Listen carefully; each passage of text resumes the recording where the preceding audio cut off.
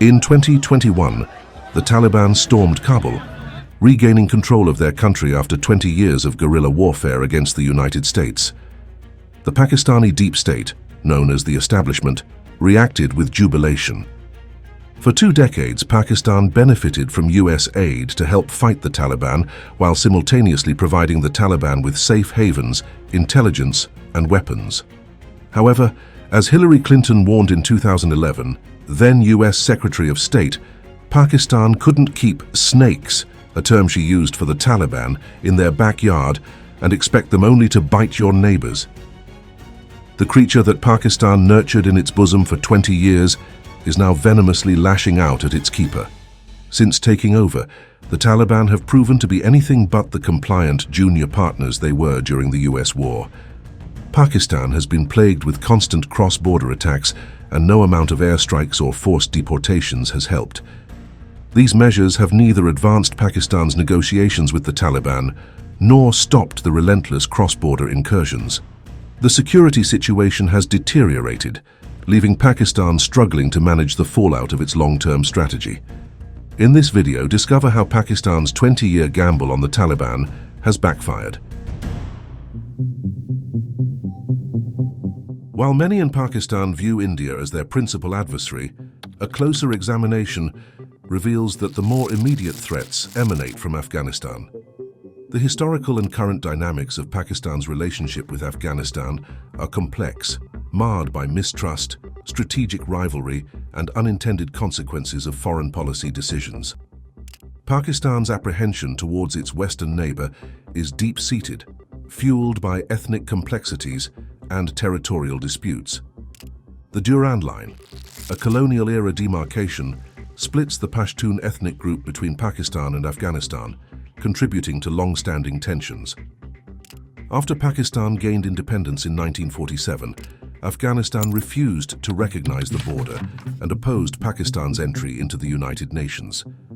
Afghanistan's diplomatic isolation and dependence on Pakistan for transit trade have left it without the international support necessary to contest the Durrand Line. Meanwhile, efforts to install a compliant regime in Kabul have dominated Pakistan's Afghanistan policy, driven by fears of Indian influence and the specter of ethnic insurgencies. The nightmare scenario for Pakistan would be an Indo-Afghan alliance, which would strategically encircle Pakistan with a hostile India to the east and a hostile Afghanistan to the west. Pakistan's military often says, "When Afghanistan sneezes, Pakistan catches a cold." Islamabad's foreign policy aims to keep India out and Kabul weak at any cost. During the 1979 Soviet invasion, Pakistan armed and trained the Afghan resistance for a decade, funneling millions to the Mujahideen. This military-driven strategy, focused on maintaining influence over Afghanistan, neglected cultural, economic, and societal concerns.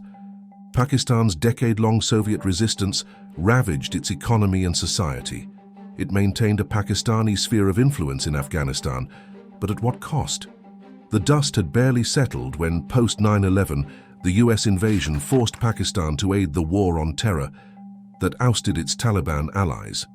Pakistan found itself in a precarious position, openly aiding the US in its war on terror while secretly supporting the Taliban.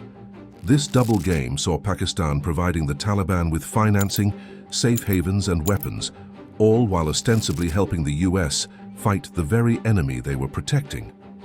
Once again, Pakistan resorted to funding extremist Islamic clerics and allowing millions of refugees to strain its economy and society, all in an attempt to keep foreign powers out of Afghanistan.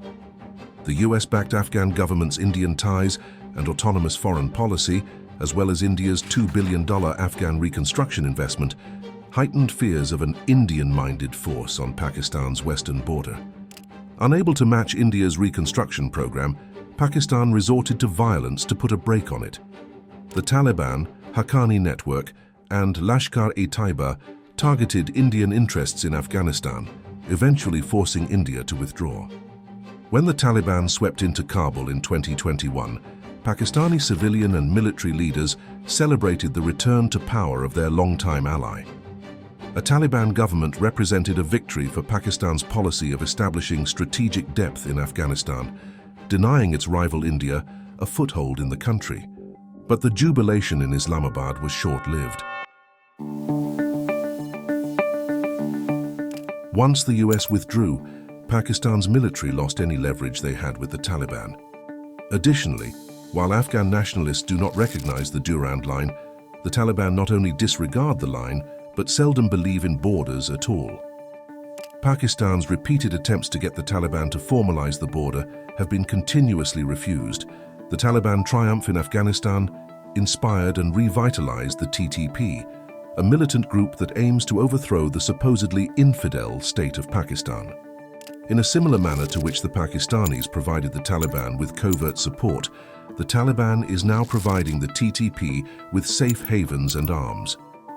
Taliban officials have long denied staging cross-border attacks from Afghan soil, yet since their rise to power, there has been a 67% increase in such incidents from the previous year, according to the Pakistan Institute for Conflict and Security Studies.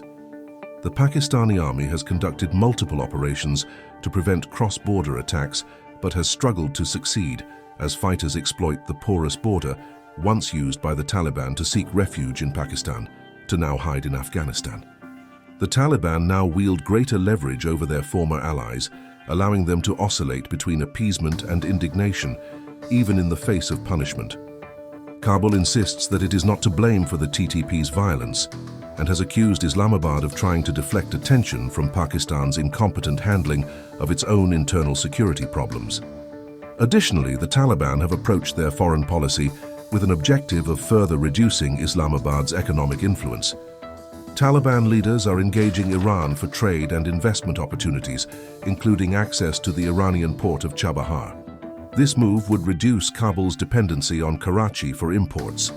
Additionally, Taliban have allowed India to re-establish a technical team at the Indian mission in Kabul, as well as holding talks to renew Indian development projects. Pakistan's hypothesis that the Taliban would seek close ties with Islamic Pakistan and deny space to Hindu India and Shia Iran has proven utterly mistaken. The Taliban are conducting their foreign policy in a realpolitik manner, free from ideological constraints. Aside from launching airstrikes after attacks, which has done little to reduce the capability of the TTP, and deporting millions of Afghans, which again has little effect and only brought international condemnation, Pakistan had little to show for years of support for the Taliban. One lesson from Afghan history is that no outsider has been able to dominate it for long. This is what the British learned in the 19th century, the Soviets in the 20th, and the Americans in the 21st. Pakistan is no different, but will not stop trying to control and install a weak and dependent government in Kabul. For decades, Pakistan's Afghanistan policy has stoked pan-Islamism, jihadist, and paranoia about India. That toxic brew has prevented Pakistani leaders from treating India and Afghanistan as trading partners, instead transforming Pakistan's neighbors respectively into a permanent enemy and a strategic threat. If you have enjoyed the video and learned something new, leave a like and subscribe. I have been your host, Albert. Until next time.